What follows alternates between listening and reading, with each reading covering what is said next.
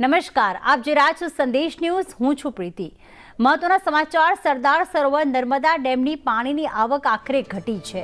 ડેમના ઉપરવાસમાં વરસાદ ઓછો થતાં હવે પાણીની આવક ઘટી છે.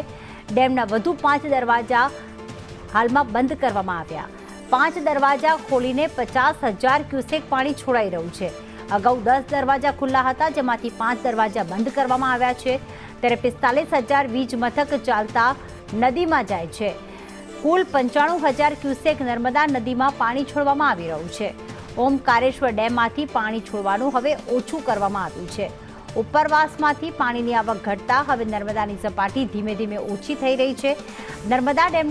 સરદાર સરોવર ડેમની સપાટી વધતા નર્મદા નદીમાં પાણી છોડવામાં આવી રહ્યું હતું ને એના જ કારણે નર્મદા નદીના કાંઠે આવેલા જે ગ્રામ્ય વિસ્તાર છે તેને અલર્ટ પર મૂકવામાં આવ્યા હતા. પણ હવે ઉપરવાસમાંથી પાણીની આવક ઓછી થતાં જે 10 દરવાજા ખુલેલા હતા હવે માત્ર 5 દરવાજા જ ખુલેલા છે અને હાલમાં 95,000 ક્યુસેક પાણી જે છે તે છોડવામાં આવી રહ્યું છે. ઉપરવાસમાં વરસાદ ઓછો થતાં પાણીની આવક ઘટી.